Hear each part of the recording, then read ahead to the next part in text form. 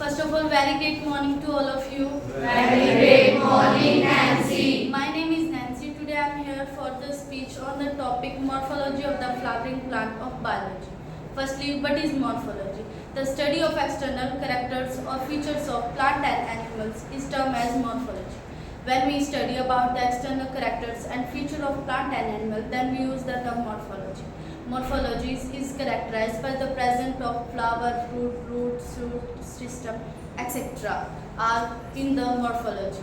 Now, the underground part of the flowering plant is as root system, and the portion above the ground is called shoot system. Now, the root system consists of primary and secondary root, and the shoot system consists of flower, fruit, bud, knot, internode, etc.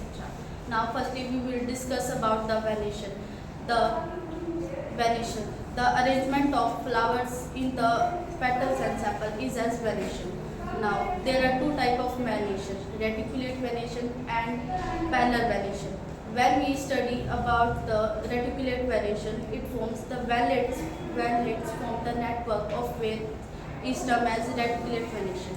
But when the valleys form parallel to each other is called as planar venation. Now we will discuss about phyllotaxy. The pattern of arrangement of leaves on the stem is called phyllotaxy. Phyllotaxy is of three types: alternate phyllotaxy, rolled phyllotaxy, and opposite phyllotaxy.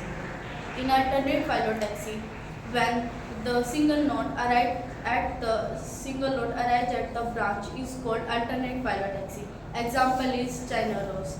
And in broad phyllotaxy, when more than two leaves arise at a node and making a whole is called whole phyllotaxy. Example is Alston. Now about opposite phyllotaxy. When a single leaf arises at a node but in the opposite direction is called as opposite phyllotaxy. Example is Guava. Now we will discuss about what is inflorescence. The study of floral inflorescence. The pattern of arrangement of flowers on the floral axis is called inflorescence. There are two types of inflorescence: racemose inflorescence and cymose inflorescence. In racemose inflorescence, the main axis has continuous growth, means the new flower grow at the tip of the plant and the old flower grow at the base of the plant.